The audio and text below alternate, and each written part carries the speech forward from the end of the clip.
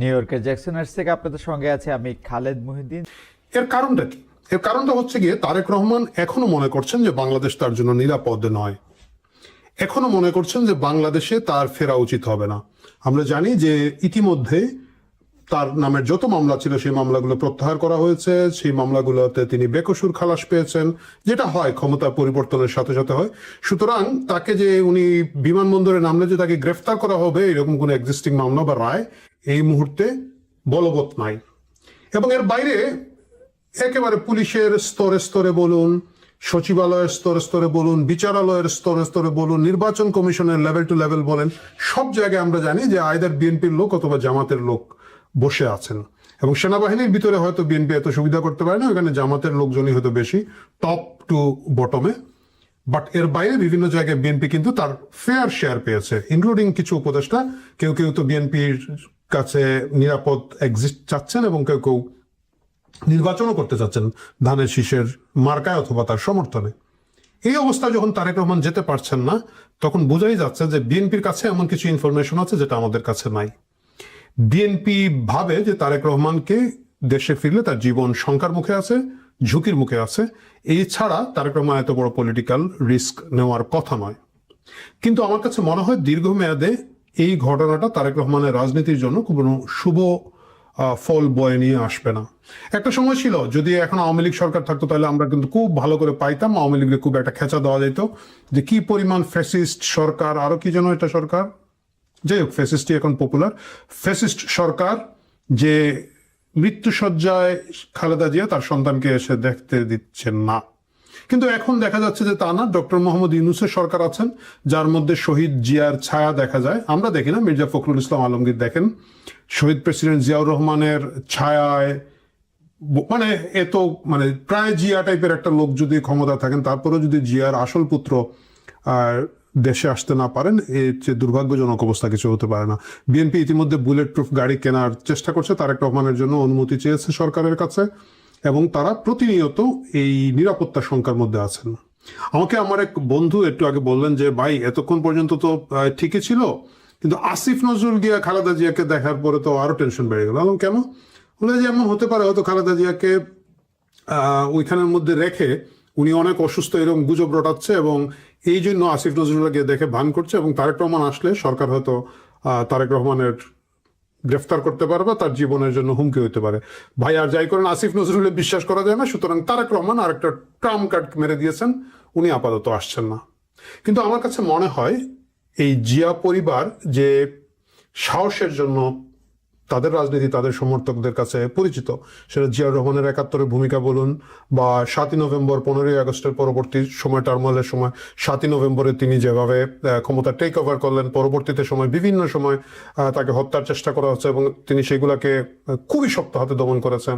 খালেদা জিয়ার কথা যদি ধরুন, এরশাদ বিরোধী আন্দোলন, শেখ হাসিনা বিরোধী আন্দোলনে দীর্ঘ সময় তিনি যেভাবে সাহসের সাথে মোকাবেলা করেছেন, সেই জায়গা থেকে তারেক রহমান যদি এই মুহূর্তে দেশে না ফিরেন এবং যদি আল্লাহ না করুক খালেদা জিয়ার কিছু হয়ে যায়, ভবিষ্যতে বারবার এই প্রশ্নের জবাব তারেক রহমানকে দিতে হবে।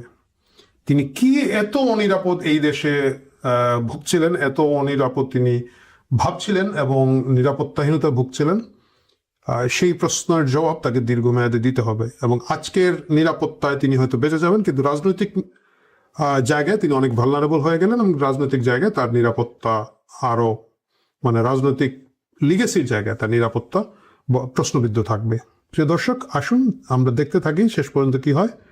ভিডিওটা শেষ করছি, খালেদা জিয়ার সুস্থতা কামনা করছি এবং আমরা দেখতে চাই যে তারেক রহমান এই সংকটকালে আসলে কিভাবে মোকাবেলা করেন।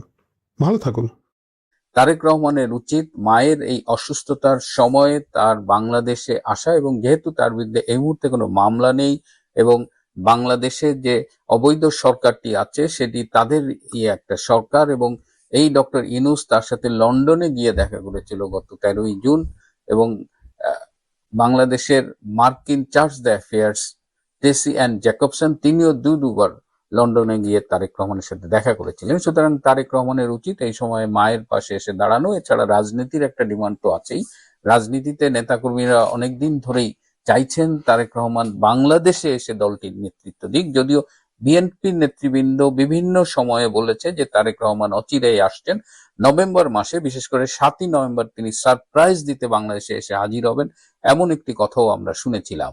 কিন্তু আলটিমেটলি তিনি আসেননি এবং তিনি ফেসবুকে একটি স্ট্যাটাস দিয়ে জানিয়েছিলেন, যেটার সহজ বাংলা করলে দাঁড়ায় এটা যে নানান শর্ত সাপেক্ষে তার বাংলাদেশে আসাটা এই মুহূর্তে আটকে আছে।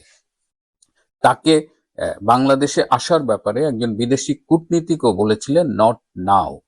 সুতরাং বাংলাদেশে আসার ব্যাপারে তার পরিস্থিতি আমরা ধরেই নিচ্ছি যে অনুকূল ছিল না। কিন্তু হঠাৎ কি হলো যে তিনি বাংলাদেশে আসার সিদ্ধান্ত নিয়েছেন? এই যে শর্তগুলো তার বিপক্ষে ছিল, যারা তাকে ক্লিয়ারেন্স দিচ্ছিলেন না, তারা কি এখন তাকে ক্লিয়ারেন্স দিয়েছেন? এর মধ্যে একটু ছোট্ট একটা বিষয় আমরা লক্ষ্য করেছি যে তিনি আর্মির সাবেক মেজর জেনারেল রুমির কাছে ক্ষমা চেয়েছেন। রুমির সাথে তিনি কোনো একটা অন্যায় আচরণ করেছিলেন, কি আচরণ করেছিলেন সেটি আমরা না জানলেও তিনি মেজর জেনারেল অবসরপ্রাপ্ত রুমির কাছে ক্ষমা চেয়েছেন। তিনি কি এই রুমি বা সেনাবাহিনীর দিক দিয়ে কি একটি আপত্তি ছিল তার দেশে ফেরার? এটা আমি ঠিক জানি না, তবে তার স্ট্যাটাস দেখে যেটা মনে হয়েছে যে অনেকগুলো কারণেই তিনি বাংলাদেশে আসতে চাননি, কিন্তু আজকে তিনি ফিরছেন। তিনি এমন একটা সময়ে তিনি এই সিদ্ধান্তটা নিয়েছেন তিনি দেশে ফিরবেন, এবং যদি তিনি দেশে ফেরেন তখন বাংলাদেশের অবস্থাটা কিন্তু অনেকটাই টালমাটাল। একজন ইনকলাব মঞ্চের তথাকথিত বিপ্লবী জঙ্গি হাদি, তিনি সম্প্রতি গুলিবিদ্ধ হয়েছেন, এবং হাদিকে কারা গুলি করেছে এটা নিয়ে এই হাদির সারাউন্ডিং যে সমর্থকরা আছে, অনুসারীরা আছে, বা তাকে যারা ওন করে, তাদের মধ্যেই দেখলাম যে এক একজন এক এক রকম কথা বলছে। একদিকে জামাত শিবির একরকম কথা বলছে, একদিকে হাদির মেন্টর আমার বন্ধু পিনাকি একরকম কথা বলছে, আরেকদিকে জুলকার নাইন নামে একজন অনুসন্ধানী সাংবাদিক, তিনি আর এক রকম কথা বলছে। কারোর সাথে কারো কথা মিলছে না। এই যে একটা অনিশ্চিত অবস্থা বাংলাদেশে, এই মুহূর্তে তারেক রহমান ফিরছেন। এর মধ্যে ভারতের সাথে বাংলাদেশের সম্পর্ক একদম তলানিতে চলে গেছে। এই মুহূর্তে যখন রেকর্ড করছি তখন জানা যাচ্ছে যে বাংলাদেশ থেকে জুলাই ঐক্যের নামে একদল লোক তারা ভারতীয় হাইকমিশনের উদ্দেশ্যে যাত্রা করেছে, এবং ভারতীয় ভিসা সেন্টার সেটা আজকে বাংলাদেশ সময় দুপুর 2টো থেকে অনির্দিষ্ট কালের জন্য বন্ধ ঘোষণা করা হয়েছে। এবং দিল্লিতে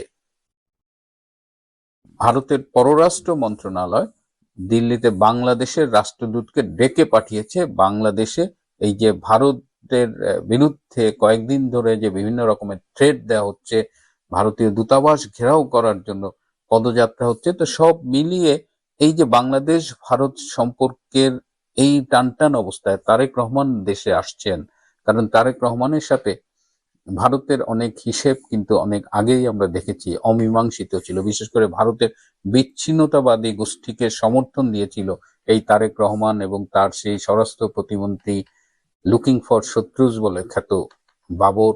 এরকম এরকম অনিশ্চয়তার মধ্যে তারেক রহমান আসছেন। তারেক রহমান যদি গত বছর আগস্টে আসতেন, 10ই আগস্ট বা আগস্ট মাসে আসতেন, তাহলে এক রকমের ভাইব তৈরি হতো। কিন্তু আজকে যখন তিনি আসতেছেন, আমি জানি না সেটা কি হবে। যতদূর খোঁজ নিয়ে জানা গেছে যে হাদি গত শুক্রবার গুলিবিদ্ধ হওয়ার পরই ডক্টর ইউনূস কিন্তু বিএনপি, জামাত এবং এনসিপির সাথে বসেছিলেন, এবং সেখানে তিনি বলেছেন আপনারা যদি নিজেদের মধ্যে এভাবে কামড়াকামড়ি করেন তাহলে ফ্যাসিস্ট হাসিনা আবার বাংলাদেশে ফিরে আসবে, ভারত আবার বাংলাদেশে অ্যাডভান্টেজ নেবে, এবং শেখ হাসিনা যদি ফিরে আসে তাহলে আমাদের কারো রক্ষা নেই। এটি বলে তিনি আবার 3 পার্টিকে এক করেছেন, এবং এই ডক্টর ইউনূসের এই টেকনিকটা কিন্তু বেশ ইফেক্টিভ। এবং তিনি তারেক রহমানকে আসার ব্যাপারেও একটা সিগন্যাল দিয়েছেন। তারেক রহমানের সামনে একটা মূলা ঝুলানো হয়েছে। সেই মূলাটা হলো যে এই যে 12ই ফেব্রুয়ারি যে নির্বাচনটি ঘোষিত হয়েছে, সেই নির্বাচনটি আসলে এক ধরনের আইওয়াশ হবে, এখানে একটা পাতানো খেলা হবে। সেই নির্বাচনে বিএনপিকে 130টা থেকে 140টা সিট দেওয়া হবে, জামাতে ইসলামকে অ্যারাউন্ড 100 সিট দেওয়া হবে, আর বাকি যে 60-70টা সিট থাকবে সেটি ভাগ করে দেওয়া হবে বিভিন্ন ইসলামিক দল, এনসিপি, এবং যদি জাতীয় পার্টি আসে তাহলে জাতীয় পার্টি, সব মিলিয়ে একটা জাতীয় সরকার গঠন করা হবে। এবং আমরা আওয়ামী লীগকে বাদ দিয়ে তারা ক্ষমতা একটা ভাগাভাগি করে নেবে এবং কাউকে একক মেজরিটি দেবে না।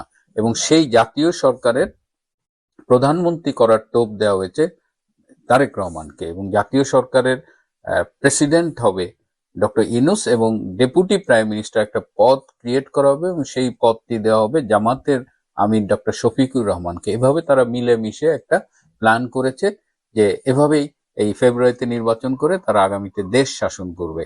এবং এই টোপটা গিলে তারেক রহমান বাংলাদেশে আসছে, কিন্তু বাংলাদেশে এসে তিনি কোনো বিপদে পড়বেন কিনা এই আশঙ্কাটা কিন্তু রয়েই যাচ্ছে। কারণ আগামী 12ই ফেব্রুয়ারি নির্বাচন করবার জন্য ডক্টর ইউনূস শিবির যেমন তৎপর, তেমন এই নির্বাচনটি না হবার ব্যাপারেও কিন্তু অনেক রকমের নেপথ্যে মুভমেন্ট চলছে। অনেকেই বিশ্বাস করেন যে আগামী 12ই ফেব্রুয়ারি নির্বাচন হবে না। 12ই ফেব্রুয়ারি যদি নির্বাচন না হয় এবং সেই ক্ষেত্রে যদি কোনো পরিবর্তন হয়, সেই পরিবর্তনে তারেক রহমান কিভাবে এফেক্টেড হতে পারেন সেই জায়গাটায় কিন্তু একটা অনিশ্চয়তা রয়ে গেছে। সুতরাং এই মুহূর্তে তারেক রহমানের ফেরার সিদ্ধান্তটা কতখানি ভালো সিদ্ধান্ত হবে সেটা সময়ই বলে দেবে, যদিও তার দলের জন্য এই মুহূর্তে তারেক রহমানের দেশে আসাটা অনেকেই মনে করছেন খুব জরুরি। সুতরাং আমরা তারেক রহমান ফিরবে কিনা এটার জন্য আমাদের 25শে ডিসেম্বর পর্যন্তই অপেক্ষা করতে হবে। তবে এটা নিশ্চিত যে তারেক রহমান যদি বাংলাদেশে ফেরেও তিনি একেবারে আগুনের ভেতরে পা রাখবেন, এটা নিয়ে কারো কোনো সন্দেহ নেই। প্রিয় বন্ধুরা, আজ এ পর্যন্তই। ভালো থাকবেন, সুস্থ থাকবেন, তার চেয়েও জরুরি হলো নিরাপদে থাকবেন।